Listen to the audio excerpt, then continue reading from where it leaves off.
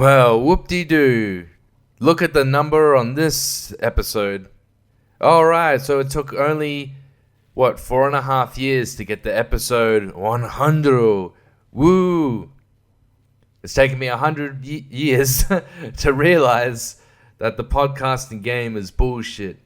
You know, look at all the other podcasts that have started off in the time that I've started by a bunch of hack 14-year-olds that just meme their way into being viral, into virility, no, into infamy. Just all the dumb bull crap going on now. But you know what, man? I don't do this for the fame or the money or the chicks. I do it because it's so damn fun. Oh, it's so much fun to be making a podcast on my own. Oh, man, I need a partner out there. If there's anyone out there who's cool, who wants to link up, you know, I'll share my mic. We can, pass it back and forth. Just real... you just keep hearing, a... Oh, man, do you want the mic? And then you keep hearing, someone talking off screen and talking off the mic. So they sound kind of like, yeah, man, I agree, that's real cool, man. I've got something really important to say over here, man. And just be really shittily produced. And it'll not be edited at all. And I'll just be like, yeah, this sounds like shit. Drop it. Just absolute no, not even looking through it to make sure, everyone's mic was actually on. Just oh, we made a mistake. Oh, and it's going out anyway. And then I'll also, advertise on Facebook. I'll say, oh, check out my new podcast. We got a new episode out with our guest, this guy and that guy. Check it out, yo. And then a bunch of hashtags for, whatever. And then there's just no link. There's just absolutely no link for the fucking thing. It's not even telling you what the name of the podcast is. It's oh, man, how am I supposed to find this? You know what? It doesn't matter. I don't care. But I've realized an important lesson since I was editing the last podcast. So here's what happened. On the last pod, I was talking about the Pixies. And I was saying, oh, man, I said specifically, yeah, man, Bossa Nova and Trompe Le Monde are my two favorite Pixies albums. Well, people say they're Surfer Rosa and Doolittle. Yeah, they're good and all, but I like the other two more, man. I'm not saying anything controversial, oh, dude, the new albums are great. They're even better than... If you're saying that, you're like a contrarian on a Almond White level. So I was talking about that. I said that in the pod.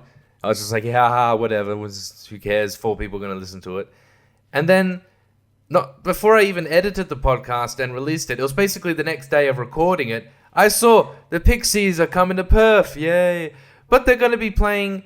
On one of the shows, they're playing the entirety of those 2 albums, Bossa Nova and Trompe Le Monde. Oh my god, I've willed this into the world. So if you were really excited about that, for them coming to Perth and basically Australia in general, and playing those 2 albums in their entirety, you have me to thank. Because through the power of the pod, I willed it into the world. Allah willed it. The great one above me looks down on me and he delivered unto me. So that's pretty fucking cool. So this is why I'm going to continue doing the pod, because I'm going to keep talking about shit that I want to bring out into the world, Just whatever else, I want to win the lottery without even having played. Someone's oh, I bought a ticket for you. Oh, shit, you won. I'm oh, hell yeah, man. Wouldn't that be funny if that happened? Huh? Wouldn't that be funny? Wouldn't that be amusing? It's oh, damn. How much would everyone hate me? Dude, you don't even play the lottery and you fucking won? That's how it is for quite a lot of people in the world. Not in that extent and on a more metaphorical level. People are just born and they're just oh, yeah, oh, sweet, I got all this stuff. Oh, that's cool, man, yeah. But fuck all those people. But speaking of having lots of money, another thing that I willed somewhat, or that just coincidentally came into my life, is that my girlfriend was talking about all these bottle collection places and getting money from them and that kind of stuff. And I'm oh yeah, I could do the same thing. I could just drive 10 minutes, 15 minutes and dump 8 bottles that I had accumulated. I'm oh cool, I got 80 cents from that. And that kind of thing. But then just after like we were talking about this, I see that at my local IGA, they're like, hey man, hey, it's really cool because like now you got a fucking bottle deposit near the IGA. It's cool, man. You can drop all your bottles off and what you don't get money, but you get like a scanny thing to like get money off your IGA purpose. So yeah, it's cool, man. You scan it, but you can like, it's a bit cheaper when you make your next IGA purchase, man. When you go to get your cigarettes, man. When you go to get your rollies, you know, when you go to buy your tobacco, it's gonna be like $1.20 cheaper. Isn't that cool, man? All you gotta do is have a bunch of empty beer bottles laying around. Oh, sweet. Well, that's like $2.40 every day that I'm making. Sweet. So yeah, cool. I got that now as well. All right, I get to be $1.80 richer every 2 weeks. Well, that's not so bad. Oh man, and every time I go there, there's like a family there that just have like about 200 fucking bottles. Like really, they just got like huge bags filled with fucking bottles, and they got their kids to like put all the bottles in as well. And it's like, don't take up all the damn spots there. God, they're like, and I see like I saw someone there the other day doing that, and I went to IGA to like get $1.20 off my liter of Red Bull purchases, and when I left, it was still there. I'm like, oh man, oh that's cool. Get like $20 worth, I guess. Anyway, whoop-de-doo, what a great life I have now. Oh, and another cool thing. I don't know if I mentioned this on the pod. I swear I did at some point. Something about like a few months ago, one of my mates mentioned Dirt Desserts were making a comeback, and I was like, oh, that's so exciting, I can't wait. And then I just looked around, like, I don't know, maybe I Googled it or I looked it up on Woolworths and IGA, and I kept looking through their stores. And I'm like, I don't fucking see any fucking Dirt Desserts, that lying piece of shit, getting me fucking excited over nothing. All I see is chocolate and custard. Maybe I'll get a custard one, that'd be alright. And then the other day, I was hanging out with some other mates, and they would mention something about Dirt Desserts coming back. And I was like, oh, have they? And they're like, yeah, man, it's Dirt Desserts available at Spud Shed, man. Yeah, oh, only $2 for a fucking Dirt Dessert. Isn't that pretty sick, man? Hey, we like bought a bunch, you want to try it out? And I'm like, oh my god. And I fucking did. We all did. We all had a Dirt Dessert. And I was like, wow, this is amazing, man. Isn't this great, Isn't like fucking great? No, it was cool. It was cool. I was like, wow, this is great. I haven't done this in like 20 years. Like, when's the last Dirt Dessert I ever ate? Like 2006? Like 2008 at the latest, I'd say. I don't know, man. 2001? 1996? I don't know. But anyway, and then one of the people there was like, oh man, they taste different to how they did. Like the cookie bits at the end, the dirt in the Dirt Dessert tastes different. I was like, no, it doesn't. It tastes fine. It tastes the same, I'd say. So yeah, it's well, there's a thing from my childhood to come back. Woo, yay! If I was like way more immature, I'd be making a whole video about it where I'm like, dude, Dirt Dessert's back! Oh, wowee! Oh, I get all cuck-faced about it. And I'm like, oh my god, Jesus, my Dirt Dessert! Oh. Now it's like vanilla flavored. Oh, dude, like eating a bunch of them, just like slobbering all over myself. I gotta wear a bib. I'm like, oh, this is my childhood. I remember when I was a kid and I used to eat Dirt Desserts. Oh, wow. Now I get to bring them back. Thanks, Spud Shed. Start puking them up in the toilet. Real violently. You can see stomach acids as well. Oh no, that's not the Dirt Dessert anymore. That's just like the last 5 seconds of this YouTube video. Just after I'm like, oh wowie, the Dirt Desserts taste great. It's just like in my childhood when I was happy. Oh, I'm trying to bring back like a part of my childhood to try to make my adulthood happy. If I just take what made me happy as a child and bring it into my adulthood, then that would make me happy, right? Right? Hey, please like, rate, and subscribe. And then that whole banner thing comes up just before the YouTube video ends. Just 5 seconds of me. Really violently vomiting, crying. All right, well, good on you, Spud Shed. Or as one of my friends called it, Sped Shed. Sweet, so I guess I'll just go to my local fucking Spud Shed, wherever that is. And what's the guy's name? Tony Galato? Tony Soprano? I saw him once at a club. Anyway. I don't even know if I've ever been into a Sped Shed. But I'll go in and see Tony Gelato. And I'm like, where's your dirt desserts, man? I want to relive my childhood. Where's his dirt desserts? And he's like, the dirt desserts, I put it in the refrigerator aisle. They're just around the potatoes and the tomatoes and the canned spaghetti. Spaghetti or cano. You can eat as much as you want. You can even eat them before you even buy them. You can eat them in the store. You just, as long as you still scan the barcode on your way out.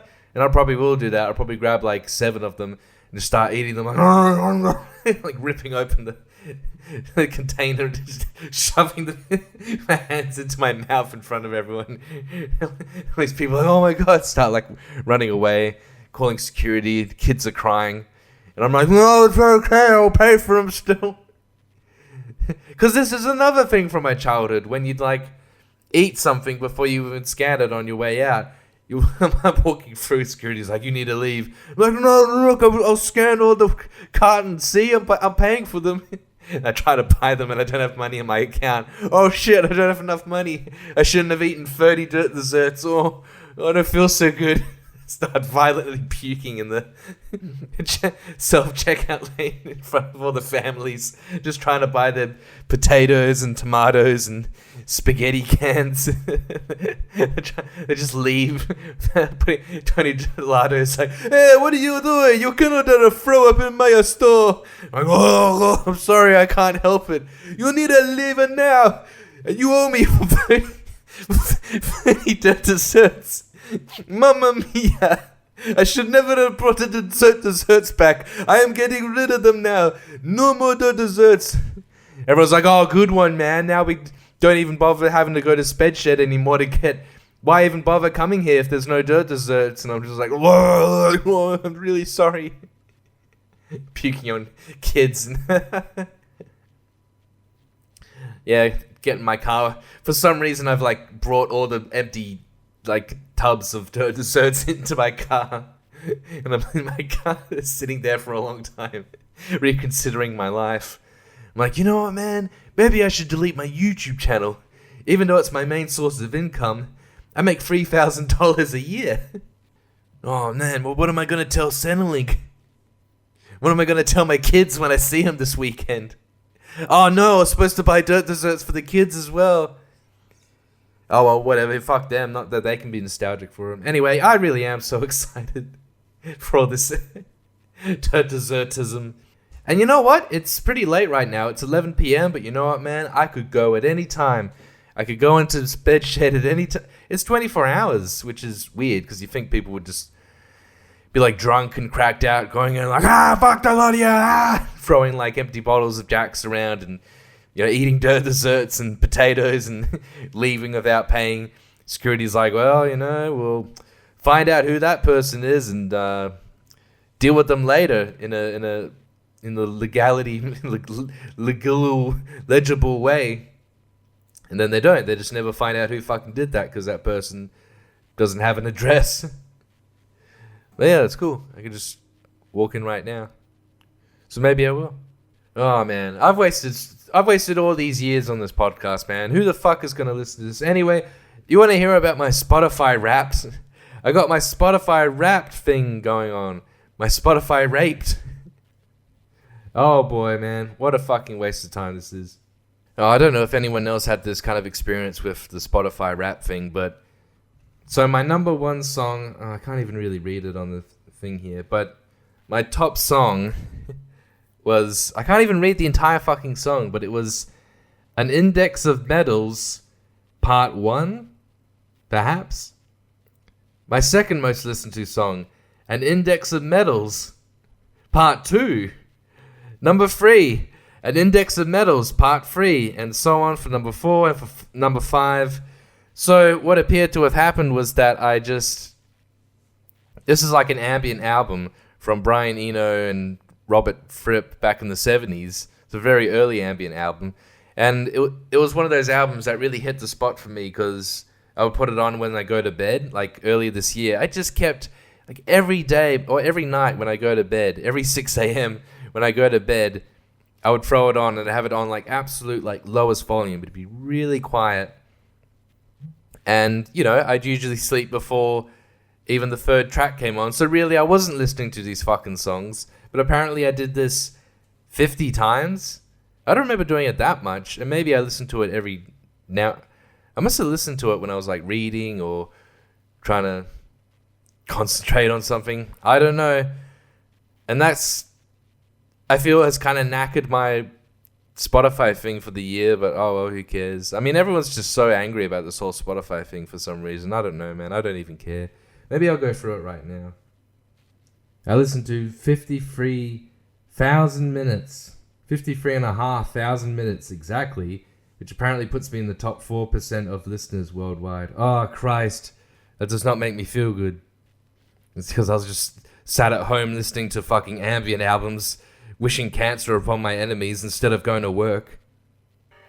It even says, like, your biggest listening day was blah, blah, blah. You listened to 602 minutes, Jesus, in one day. Where do you find the time? You must be unemployed. This is my most played song of the year.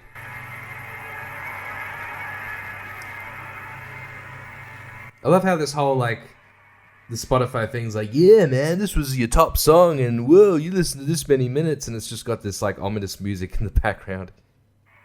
Okay, hang on, now I can actually see it. So, number one listened song was An Index of Metals 6. Number 2 was 4. Number 3 was 5. Blah blah blah. You get the idea. Oh fuck! I missed. Where'd it go? Cunt.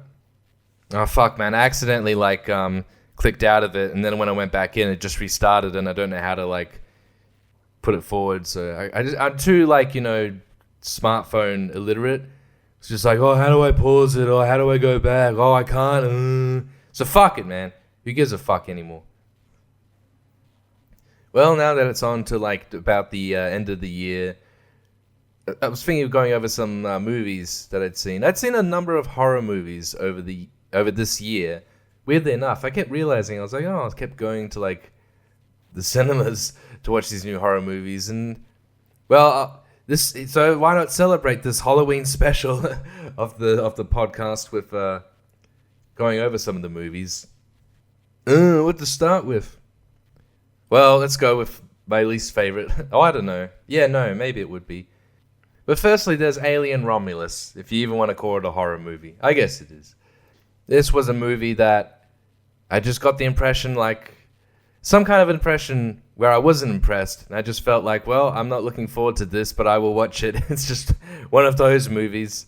And so I watched it, and I thought, what kind of feeling? I'm glad I saw it because now I don't have to. Something along those lines. I mean, it's just such a general Alien movie. And I mean, I used to say that I'm such an Alien fanboy that I would watch an Alien movie and enjoy it, even if it was just the alien sat on the toilet taking a dump. But this one was just, I don't know, it just, in a way, it's strange because it brought it back to basics, and it just seems so straightforward. Maybe because of what was happening recently in the Alien franchise with the Prometheus and Alien Covenant movie, and how they were very heady and big on the themes and the this kind of backstory and lore of the whole Alien universe. But it was very mysterious. It didn't give away all these answers, and it kept even if it would give you certain answers, it would bring up other questions. And, I guess I dug those movies more so. Well, maybe not so much Alien Covenant, but at least it was somewhat interesting at points.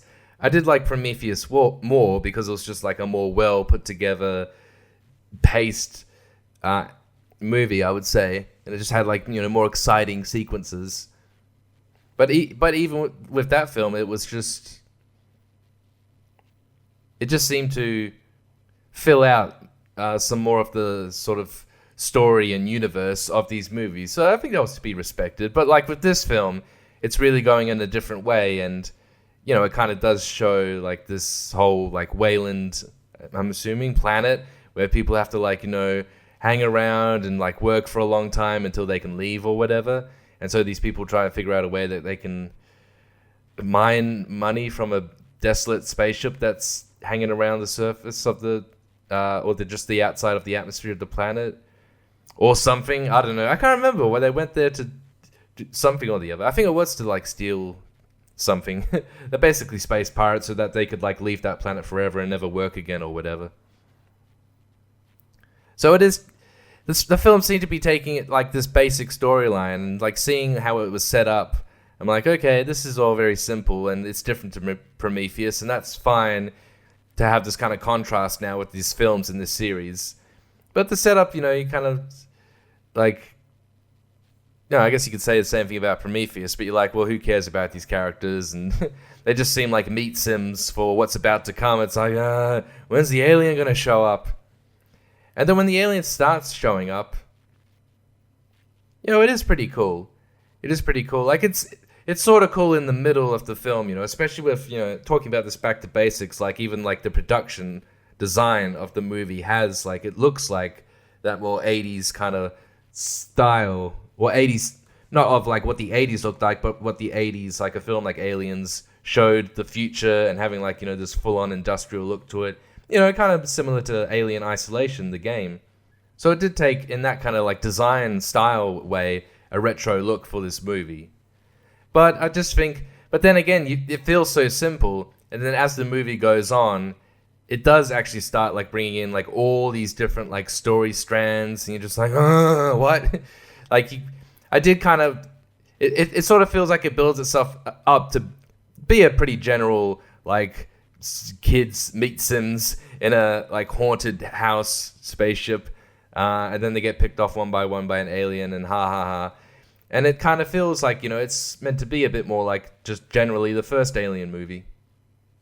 And that's how it sets itself up, and that's kind of what I'm expecting. But as it goes on, it just has more and more of these dumb story elements come in that are like connected to not just the first film, but like this other film and this other thing, and even like, you know, Prometheus, like having this, you know, the goo and whatever that does, you know, like affecting the biology of these creatures, and you're like, oh god, man, you know, and you know, bringing back Ash from the first movie and bringing back the alien from the first movie, and it's just so like, oh god, man, who the hell came up with all these ideas to bring all this shit back? And is it just so you can have like, you know, remember this person and remember this dead actor that we AI'd back into life? Hey, isn't this great? You know, it's just the third act of the movie is just filled with like bad ideas, and nothing came across super offensive.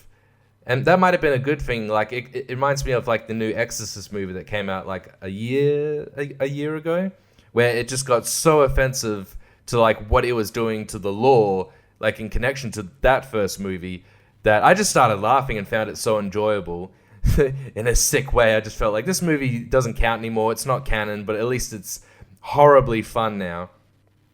But that's not what you get from Alien Romulus, and it just sort of sticks in like a bit of a middle ground, but on the lower end of it, I'd say, as it like goes through its third act, and it's just like, you know, people just, the remaining teens like jumping around and the alien jumping around, and it just has, you know, kind of just ridiculous action that isn't particularly fun or entertaining, or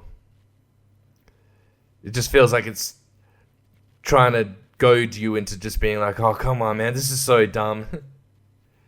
Yeah, so I'm trying hard to even like, you know, to remember the movie, because I kind of walked out like with only parts of it remembered. Like, you know, the whole bit with the face huggers is fine. Like, you know, that's what face huggers do, and I just enjoyed that whole scene. And then at the end, I was like, I'm fucking tired of this movie. Just fucking end already. And then it's like, oh no, another thing's happening, and I'm like, oh great. But actually, I did start to like what was happening with this, like, this other alien gets birthed. Like, it's a different looking alien. It's kind of more humanoid-y. And it, like, gets birthed out of this woman just before she goes into cryo sleep. And, yeah, I definitely transitioned from, like, oh fuck, man, this movie's just not gonna end, to being like, oh, this scene is cool. I mean, but I am still a little fatigued by everything that's just happened. But yeah, so look, a handful of good ideas, but like a film like this, just, I don't know if it was like all these bloody fingers stuck in the pie, and but it just needed, more fingers to be amputated. But hey, I feel like a lot of blockbuster films that come out these days, they're so bad in like so many ways, from like the writing to like, the story to the acting and the cinematography, the color grading, even like the musical score could be like very derivative and just like unmemorable and just like coasting in the movie. You don't really notice it. But I would say production design of a lot of blockbusters these days is quite good. I'd really give it a thumbs up, because that's, I don't know, felt like the best thing about this movie. Like, it all looked really good. There was no like dumb part of the spaceship or whatever. It looked like a cool kind of haunted spaceship kind of look, and it had that industrial throwback look that Aliens had, and even the first Alien. Honestly, maybe even better than in Alien, because Alien sometimes you're like, all right, that's a bit much, some of the weird designs here and there. And I don't know, I guess the Alien looked cool. I don't know. I mean, it always looks cool, right? And then next up is, which one should I go first? Well, I guess this is somewhat of a franchise, but MaXXXine. Because I think I talked about X on the pod before, and then Pearl. And I really dug X. Like, it was a surprise film for me, having watched it, And then I was keen to see Pearl, but I didn't like it as much, even though like a lot of people really raved about it. And then this one came out, and it seemed like there was kind of less, surrounding it, less like hype about it. But this is like the third in the trilogy based on this chick. I was gonna say, what's her name? Pearl? No, it's not, because Pearl is from the 40s, and it's that old woman, and this other girl. It's in the fucking name. MaXXXine is from X, and she's the one that escapes at the end. Spoilers. Who would have thought the main character would escape? And now she's like trying her hand at acting in LA, in Hollywood. And this and this is certainly an 80s throwback. This is certainly like, it's set in the 80s, in the LA. And, it kind of just, I found it to be enjoyable enough. Just like, again, with the production design, it's so like, it really makes you feel like this is like the 80s. It really has that like 80s design. And, I guess it was just enjoyable enough, like seeing her in like these different kinds of, these different, I don't know, scenarios of like, trying to get from like, an acting gig, and then also having like this, killer instinct that she has in her that she's able to like bring out in like, the roughness of LA. Yeah, but a bit like Alien Romulus, it kind of just like, goes too far at the end and has this whole, I don't know, just this whole thing at the end where it brings up her dad and everything. But what I found a little uncomfortable about the film was that the ending, like this like climax scene at the end, which like kind of gets like kind of overboard and definitely like stops becoming like this horror film. It definitely stops becoming like the small kind of horror film that we saw from X and Pearl, and kind of tries to be more of like an action thriller, really. But just looking at like what is going on in the climax scene of this movie, it feels so damn similar to the climax scene of a film that came out earlier this year, Love Lies Bleeding, which is a superior movie.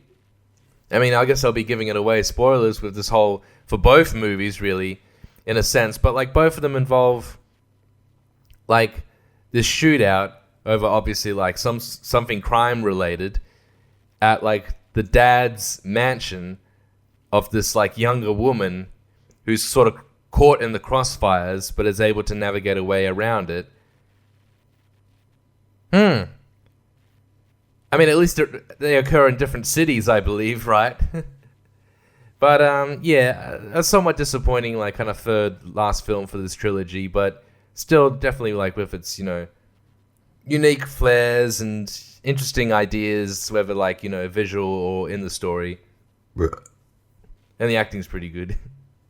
And a little something to say about Longlegs, which I thought was kind of overhyped. I heard so much about it. Like, even like someone made a video about the trailer being like, dude, this trailer is so scary. It made me pee my pants. Made me pee my pajamas. Like, alright, calm down. You haven't even seen the movie.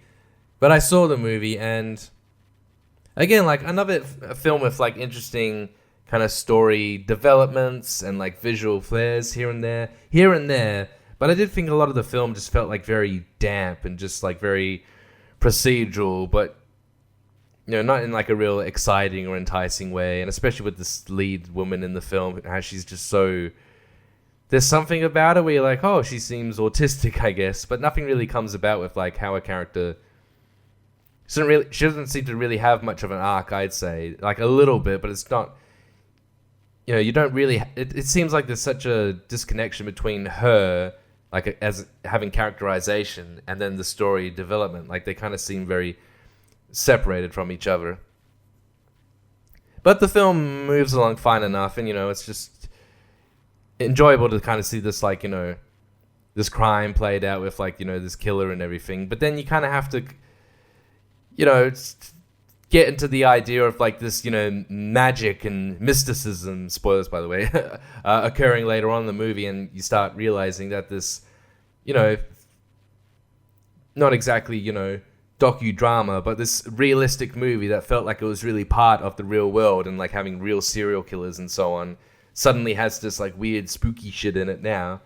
And you're like, oh, okay. So, you know, I kind of started to be like, oh, okay, I guess... There are people that, like, get under the spell of these weird dolls. Like, that literally happens to them. I was thinking, like, how does it work exactly? Like, how does it scientifically work? Oh, wait, no, it's just part of the movie magic and everything. So, not much else to really say. I mean, you know, obviously Nicolas Cage is, like, it's quite a turn for him, you know. I mean, he usually plays quite kooky characters, but this one's really, like... You know, he comes across as, like, a pretty effective creep in this movie. A little bit more scenes of him would have been fine. Although, spoilers still... I think his death scene, a suicide by slamming his head into the table, is a bit ridiculous. Because the film doesn't really come across quite so... Like, it has the...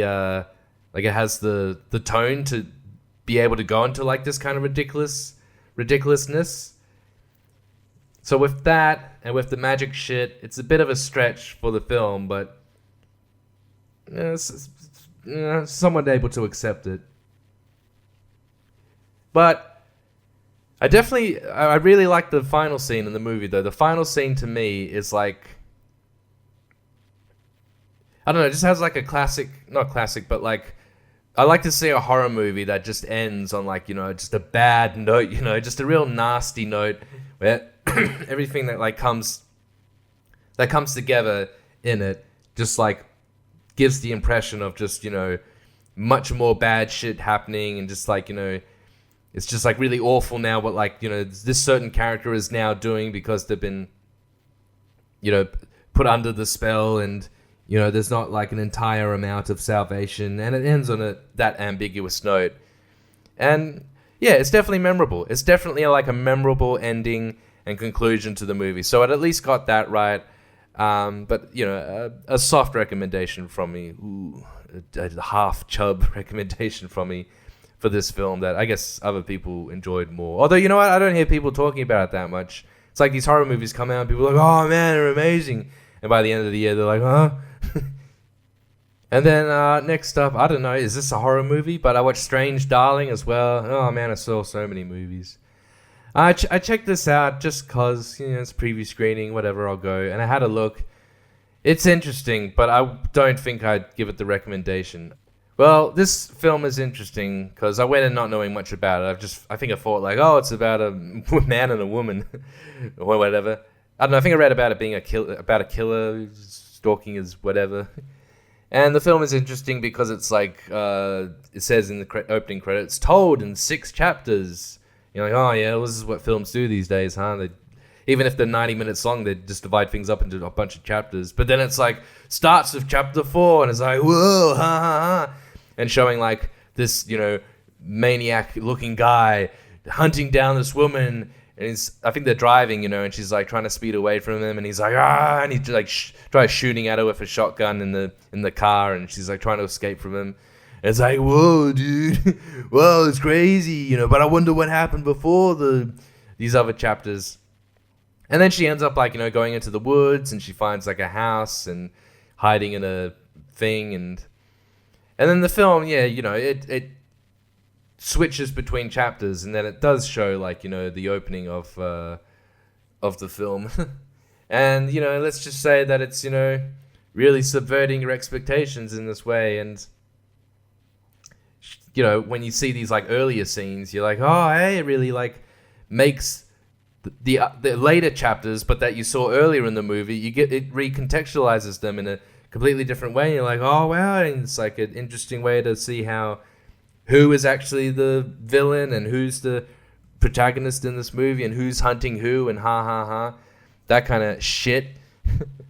But I still just didn't find it like interesting. I just felt like this should have been a short movie. It should have been 20-40 minutes or something to have like, because it is clever, but it's just about the only thing I like about the movie, the way that it can like jumble up the narrative in that kind of clever way. But then again, it doesn't really like say much about the movie, I guess. I don't know. I suppose other people would disagree about like, the gender dynamics between this guy and a girl, because spoilers, I don't know. But they like meet up. You see them in an early chapter. They meet up and they're like, going to a hotel, and they're getting a room, and they're flirting with each other. And it goes on for fucking ages, man. It's just like 20 minutes of them talking in the car about like, oh, would you rape me? Or whatever they're saying. And I think they're talking about like power play in the bedroom, and you have all that kind of thing. But I'm just like, oh, get on with it, man. This is like sometimes when I watch a movie and it shows like, this like relationship between a man and a woman, I'm like, no, but it kind of feels like I'm watching a porno. It's just all this like flirting and everything. And it's just, I think taking up too much time, and it's just not very economic with, the pacing of this kind of movie. And I'm thinking it shouldn't be feature length, because there's nothing much else going on for this movie other than for it to be like, oh, haha, we tricked you. Oh, you thought it was this way, but it's actually the other way. And I don't know, man. I'm a little too jaded for that kind of thing. If I'd seen less movies, I'd be more interested.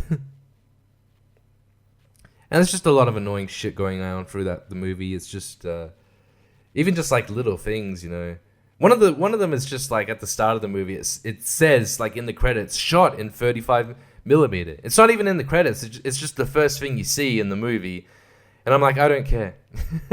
Well, I care, but don't put it at the fucking start of the movie and brag about it. Fuck you. Who cares? And then there's like another bit where at the start of the movie, when she's running away from him in the woods, she stops by like this homeless person camp place, but there's no people there. And she finds a cigarette and starts smoking it. And then she keeps running away. And I'm like, what the fuck was that? Why did this happen? I'm trying to remember the end of the movie. It's just, the end of the movie where, everyone, gets together. Who's going to get killed? And, the cops show up and this kind of thing. It does start to get quite like, well, what's going on is that someone points their gun at someone, and the other person grabs the gun and points it away. It's just like that kind of thing where you just like, you can just shoot them from afar, It's all like that sort of thing, and like, characters, acting pretty damn stupid so that the plot can develop. Yeah, again, like maybe some of these other movies, it kind of deteriorates towards the end, but it was just not hugely interesting for me anyway. And continuing on with like horror movies in the woods, I checked out In a Violent Nature, which I'd heard things about, and I was just like, oh yeah, whatever, I'll check it out, because I heard it was like ambient horror. Oh wowee, it's like slasher movie but art house style. Cool, man.